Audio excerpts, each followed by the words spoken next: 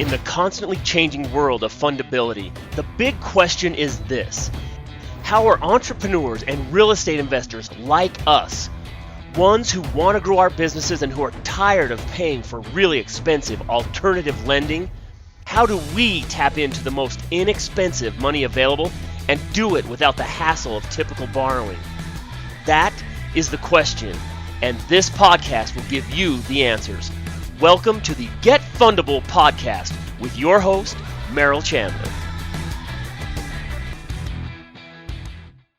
Welcome, everybody. Merrill Chandler here with this new episode of the Get Fundable podcast. I'm your host and your radio announcer for what I believe is going to be an amazing episode, because we're talking about the paradoxes that exist right now, the paradoxes that exist in the country. The opposites are existing at the same time when they never have before, and we'll be talking about when we come back. So I'll see you in just a second, and we'll get started. All right. So what do I mean by paradox, right? Right now, there are so many strange things going on at the same time, and they are opposite in nature, and that they rarely, if ever, have occurred in our society before at the same time. One usually precludes or excludes the other. And we're going to go through numerous versions of this, because I want us to see that we're living in very strange times, right? So there's a new lender playbook out here that is radically different than any other recession, depression in the past. There are new financial data. There are new that are completely opposite of what's ever existed in the past. In fact, there are attitudes being expressed by lenders and by borrowers that have never existed before at the same time. So that's what we're gonna take a look at today. So let's start this out first with what I mean by paradox. All right. So paradox, by definition, is where two seeming opposite variables exist at the same time in the same space, right? So hot and cold. Can you be hot and cold simultaneously? But if that were a condition, to be hot and cold, that's a paradox, right? So let's take a look at how I mean that in the financial world. Well, right now I've attended numerous, and I have the details. For me, I have the details from a couple of seminars that I've attended, online seminars, where lenders are not throwing the baby out with the bathwater. So I was in 2008. I had 8 properties in 2008, and there was a feeding frenzy to move to foreclosure the second you were 90 days late on a particular property. Now, I had 8 of them, and we did our best between renter income and augmenting income. But as I've shared with you in the past, 2008, when the markets crashed, I had every penny invested. Foolishly, I had every penny invested in the markets. And so when it crashed, I lost everything, lost it all. And I lost the income, because we would kind of harvest off sale of different securities and equities that we had invested in, and we were making our payments, right? So I was highly leveraged and making my payments. The second any one of our properties hit 90 days, a notice of default was established, mailed to us. Some of them were literally just like the old town criers back in the day, right? It was taped to our front door, notice of default. All right, so the attitude of many times I've told you in the past, Brad, my partner in this endeavor, we've been doing things together for over 10 years. We actually, because of the securitization of mortgages, and people were trying there were lenders who were trying to foreclose a mortgage that they didn't own. They didn't own the promissory note. We had 32 lawsuits against unlawful foreclosure. So I did just like I do now, that I offered to my tribe here and all my listeners. I'm all about connecting the dots. I'm all about looking behind the scenes, right? Looking between the blinds and seeing where the truth of the matter is. Well, in this case, we were doing this foreclosure defense, and there were tens, hundreds of thousands of people. The second they hit the second they hit 90 days late, foreclosure proceedings began across the nation. Here's what happened: when you went through the foreclosure process and your property went to auction, it was awesome for real estate investors who were prepared, and we'll get to that later. It was awesome for real estate investors to go to the auction, buy a property, some undervalued, some not, but buy a property at auction and then be able to fix, flip, and prepare it. But even the real estate investors were holding on to properties for a long time. But many times it went back to the bank, meaning at the auction, nobody wanted to buy it because generally speaking, the values had dropped so much that the sale price at auction was the amount of the first mortgage. And so in the foreclosure proceedings, let's say a house was worth $300,000. There was a note on it for $180,000. Let's say Citibank had a note on it for $180,000, and it went to foreclosure. Went to auction. Citi said, I want $180,000 because I want all of my money from this note if somebody's going to buy it. Otherwise, I'm going to keep it in my inventory. Very important word for this conversation. Well, some got sold off. Some real estate investors had a heyday, but the vast majority of properties went into inventory. Bank inventory. Now, some of you have seen The Big Short. If you haven't, I highly recommend it. It is an excellent general review of the foreclosure crisis. Here's the problem. One of the scenes in this that which I beheld with my own eyes in the Salt Lake City and Salt Lake County area, there were entire new divisions that had been built. Borrowers had come in, engaged a loan. The credit specs were not necessarily super fastidious. If you could fog a mirror, you got a mortgage. And so there were entire subdivisions that were sold to borrowers who may not have qualified otherwise if they didn't fog a mirror. Here's what happened. After all these properties gets foreclosed on, there's entire subdivisions that were just empty. I mean, completely empty. And it showed some of these subdivisions in the movie The Big Short, where just like tumbleweeds rolling across the street, right? Completely vacant.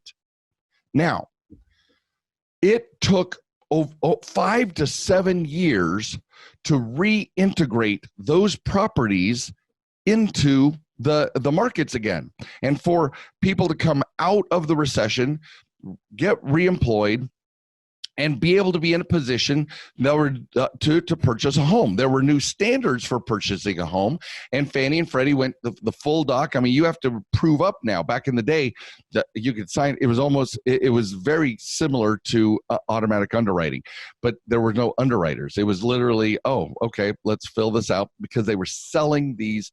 They were selling these mortgages on the back end. Literal neighborhoods empty. And every time there's neighborhoods empty, there's somebody not in a home, they would start becoming dilapidated. They would start eroding, that the lawns would grow out of control. Now here's the other thing, is that part of our negotiations with these banks when we're doing foreclosure defense, the banks were saying, yeah, we want them out of the house. To say, well, why don't we just set up rent or something so that they can and our argument was so that they could maintain the property, because the property is only going to decrease in value. The land may stay the same value or grow over time, but the value of the actual building, the house, the home, the apartments for multifamily are going to become dilapidated, and it did. It was a scourge. There were so many articles, so many things that were presented in the media of just saying, what a waste. People are renting over here and in apartments when there's entire subdivisions of homes that were available, and the banks thought it better to grab these properties, hold them, and sell them later. Okay, that is all different now. The lenders, especially mortgage lenders, have a brand new playbook. From everything that I have been studying, and remember, part of what my genius. Remember, I'm only good at a few things, but I'm brilliant at them, and that is connecting dots, taking random, what appear to be random things from different industries, different markets, bringing them together, and really synthesizing what the truth about a situation. Right? That's how we got to fundability optimization. I didn't go to FICO school, right?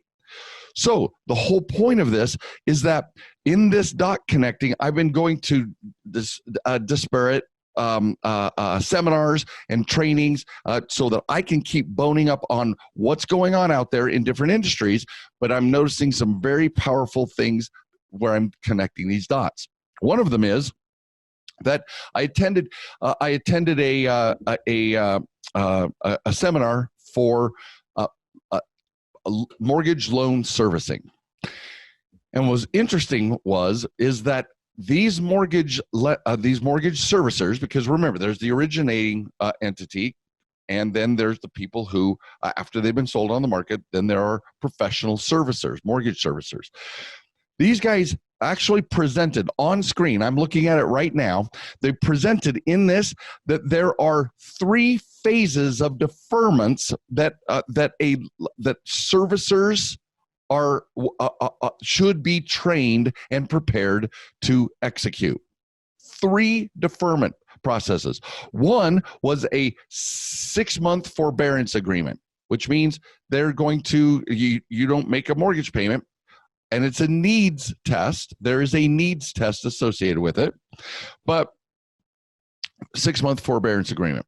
Then they do another, they explore options, they reinstate, extend forbearance, do a repayment plan, deferral, loan mod, short sale, deed in lieu of foreclosure, and foreclosure. So they've got all these options, but the ones that extend through this entire time. And in fact, I'm going to share my screen on this one. You guys need to see this. What they're actually offering, and for those of you who are going to be watching this, it's vital. I will put this graphic into the notes so that you can refer to it later if you are listening. But what this looks like is, it'll be on Get Fundable podcast. And notice this sample timeline. There's a 90-day foreclosure prohibition, meaning they're actually no foreclosures are going to happen. They've pulled foreclosures off the table, guys. Completely pulled foreclosures off the table.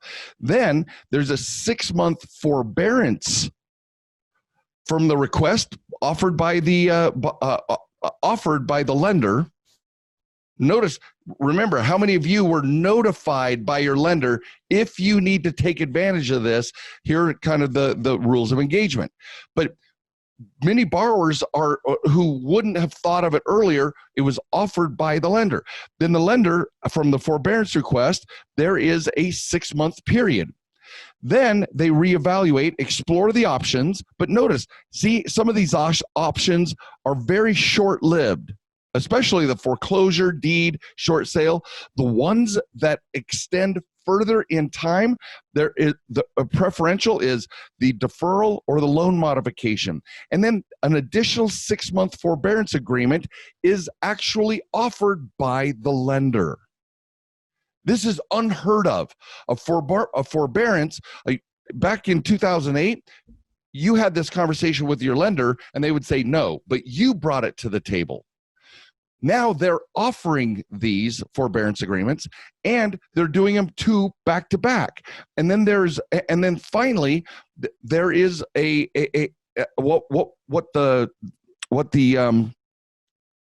presenter presented was that there are more, that after the second one, there is an opportunity for what was called a permanent forbearance. Now, permanent forbearance is, let's cut to this so that we don't get all excited. But permanent forbearance is simply where there is a needs test, a needs analysis for a borrower on a minimum of a quarterly basis, possibly even a monthly basis, where until you are able to re-engage and you are doing certain types, you're looking for a job, you're in a highly employable industry, or let's pretend you're a restaurant manager and restaurants are closed down by COVID. That may qualify because it's completely out of your control and you have a job at the restaurant when it goes back. That's what I mean by a needs test. It isn't like, oh, I got laid off from a warehouse and I'm just not going to go back to work because I have all of these benefits that are coming in. I get $600 a week extra and so I don't need to go back to work, right? So there's a needs evaluation.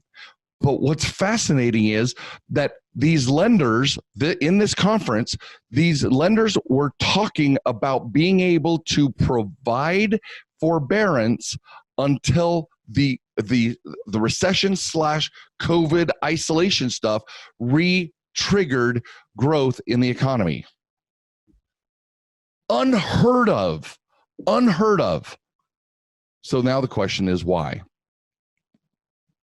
Well, first of all, 5 to 7 years of fields of empty homes and a dilapidation, a degradation of the value of the property because those homes were empty. The lenders have learned from other conferences that I've been attending. They're like, yeah, that was no man's land.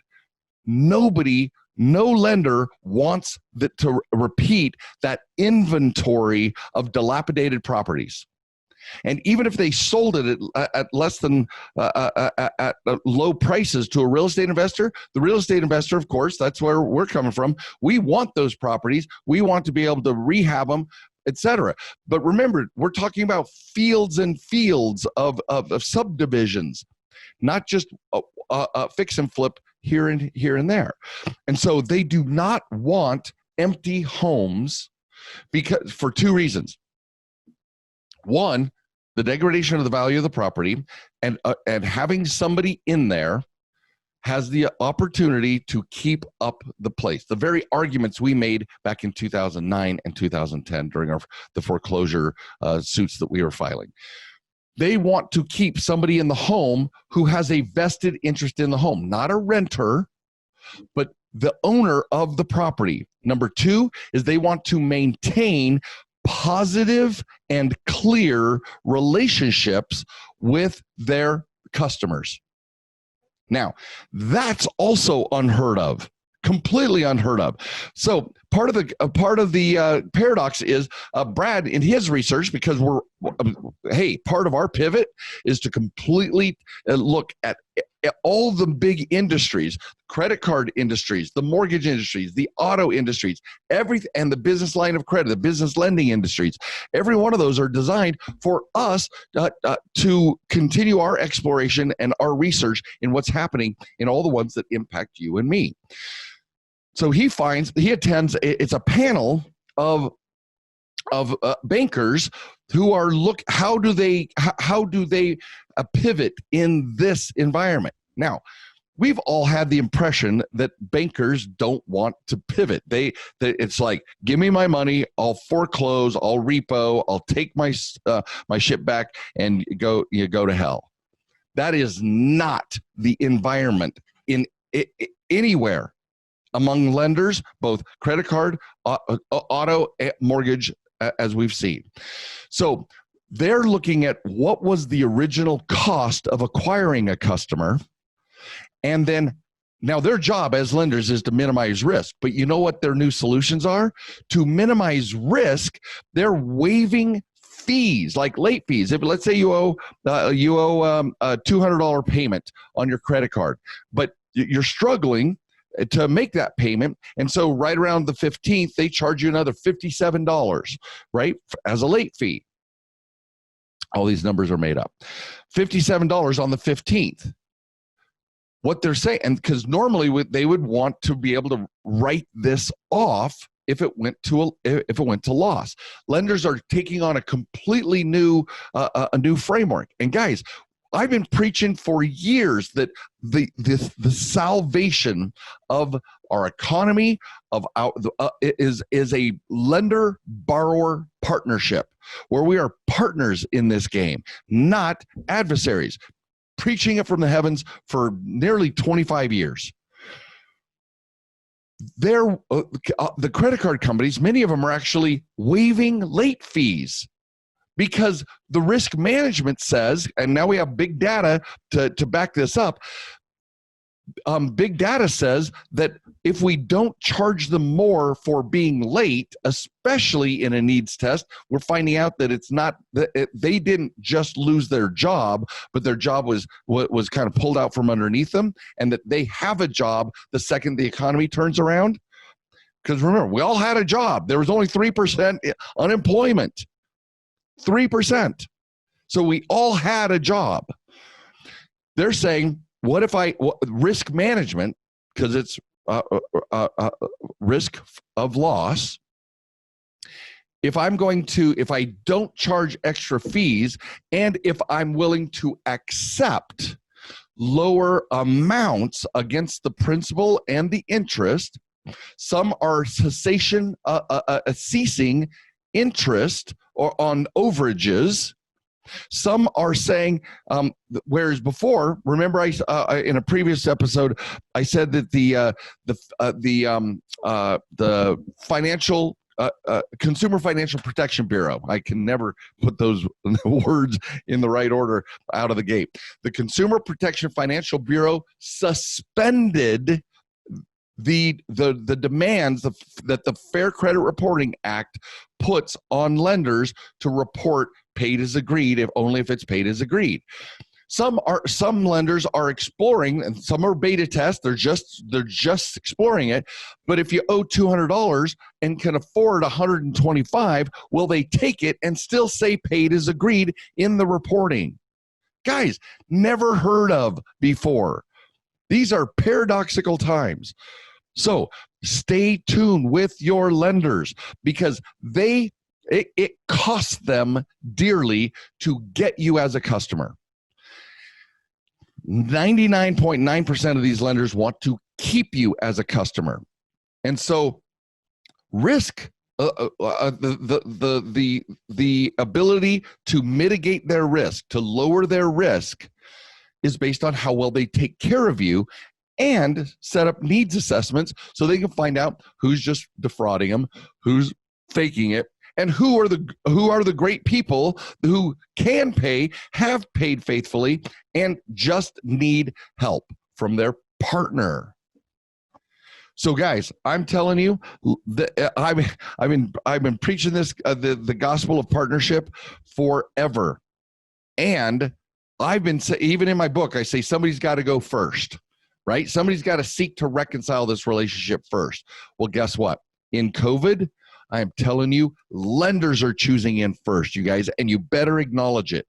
In small ways or in massive ways, they're choosing in to partnering with you.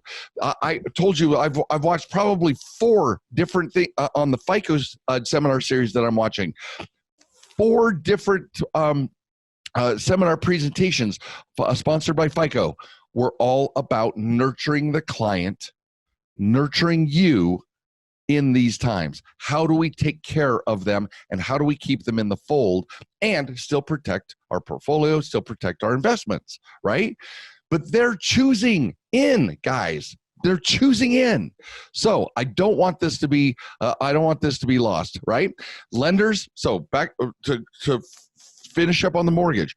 Lenders do not want empty fields of homes. They don't want inventory. They want you or buyers, the people that they originally approved. They want you in that home, and then do needs tests to make sure that when it's the moment it's possible, they can start getting paid. Some are testing being willing to take smaller payments without doing a loan modification, because a loan modification ends up on a credit profile, and they know that you become unfundable to some degree if you have a loan mod. So they're trying to take they're all working it out, because remember, this has been a massive machine, and they're trying to they're putting a little sand in the gears. They're trying to figure out new ways. In fact, one of the things that from Brad's presentation is that they're saying everything is about this pivot. Everything is finding out, how do we handle and mitigate loss? How do we lower our risk? And how do we take care of our clients so that they stay with us? And one of those ways, now here's what's fascinating to me. We're all pivoting because of COVID and the prospects of a recession. Unemployment. What, 36 million people have filed for unemployment. I mean, the number, and yet and we'll be doing a podcast here, another episode here in the next week or two. But do you realize that in like 8 out of 10 markets, appreciation is still occurring for real estate, while we have 36 million people filing for unemployment? This is what I mean by two things existing at the same time that are opposite each other, that don't belong in the numbers. I would love to be on the inside. Okay, that reminds me. All right, guys, I need to get on to an economic conference. Let's get me into one of those. I would love to attend an economic conference to find out how they're doing the math, what dots they're connecting, because you don't have 36% or 36 million people filing for unemployment and have appreciation continue to grow, right? The economy's slowing, and real estate, at least in numerous markets, is continuing to grow. So fascinating times we live in. It's not the apocalypse, the zombie apocalypse I was anticipating, right? So one of the things that we need to remember, that these lenders are choosing in, and they're experimenting with different ways to do so, including taking less than full, giving us credit for less than full payment, and saying paid as agreed, without renegotiating or doing an entire loan modification.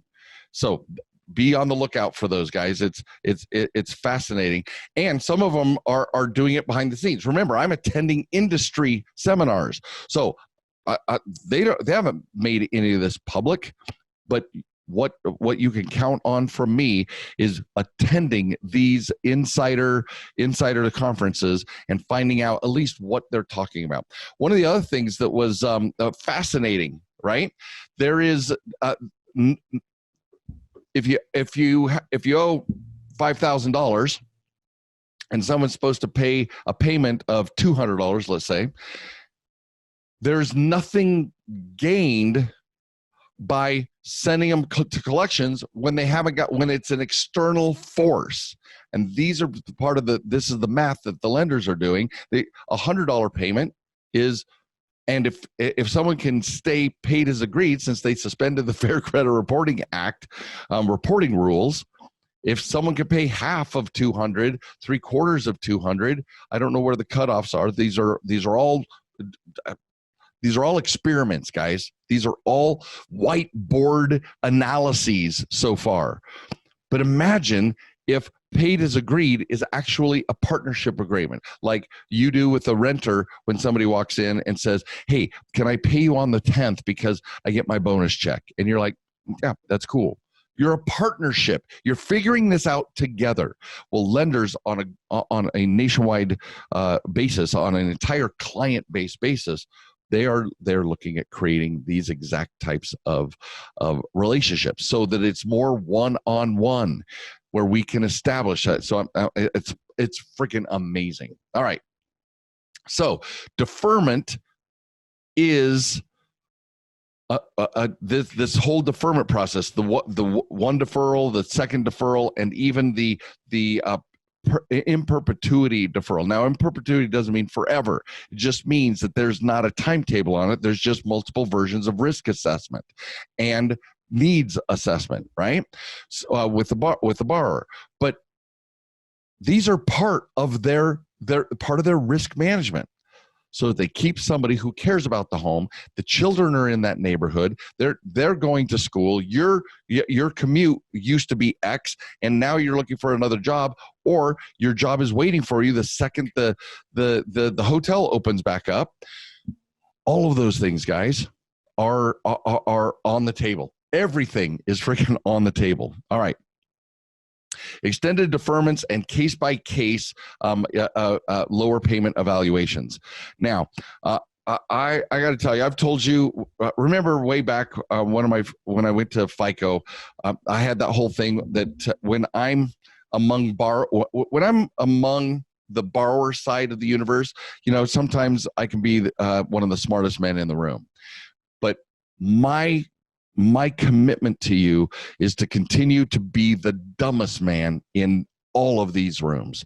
I'm here to learn what is in their heads, what's on their whiteboards, what's in their strategy sessions, so that I can keep you updated on exactly what is happening and how we can continue to lean in to their leaning in.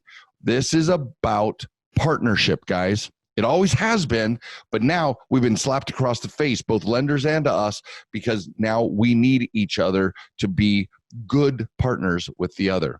Now, another thing that that's happened because of COVID and sequestering, right? The shelter in place rules. There has been more people are more comfortable doing things from home. But one of the things they're working on risk mitigation is that when you're at home, remember your IP address at home, your IP address at work, all that stuff is tracked when you're communicating with a lender, right? It's part of their fraud prevention. They want to know where you are and who and what computer you're using when you're filing applications, et cetera. All that stuff's tagged, all of it. Well, here's what's fascinating is that shelter in place may keep us home more, but it also, we may be doing things at other people's homes, like going to I use it all the time, but going to Aunt Mabel's house, and we're taking care of Aunt Mabel, and we may be doing some of our financial work from Aunt Mabel's IP address. So their lenders are even having to open up. Remember, the bullseye is you always do check your financial information and pay your online payments and do all those things from one IP address at home. If that's expanding, they have to figure out what's not fraud, right? Because it's a different IP address. So all the big data, all the big FICO, of course, leading the charge, they're all working on collecting this data so they can process to see, instead of being an approval or update IP address as a bullseye, they now have to account for who's who in a wider marketplace. Because think about it. How many times did you work from home, or you're at home on the evenings or the weekends doing your finances, or you're at the office? And the 2 IP addresses, 1 to 2 IP addresses may be the extent of us. Some people, like, I never leave. I'm self-contained in my. You would think it was a bunker, but it's a beautiful home that I just don't have to leave often now, right? But when I had when we were at the office, everything we did, 2 IP addresses, all my lenders could count on those 2 IP addresses. So They're looking at ways in which to mitigate their risk, right? Lower their risk and protect their resources, and still give I believe the language was a touchless white glove experience. That was what that was one of the while they're tier 2 80%, I believe that was it could have been Capital One's rep in this panel. A touchless, because we're all sequestered, a touchless white glove customer experience. Come on, guys, man, those words have not come out of the mouths of lenders before. So our end game is that we are living in a paradox. We have so many things going forward simultaneously that are opposites. I want to leave on this note. I want to end on this note, that the reason some people have asked me, why is there 2 deferment periods, right? 6 months and then 6 months. And the word straight out of the lender's mouths is that everybody who's beginning at the time that this is recorded, everybody who is beginning to, their bars are opening up, restaurants, some hotels, more and more people are traveling. And there is a huge belief that it is too soon and that it is going to create a new wave of COVID. And that wave is going to crease. It's kind of like a double dip heading down, right? Here, boom, appears to, and then another dip. We do not want to be careful, guys. Do as little as possible. Be conservative with your health and well-being of you and your families and loved ones.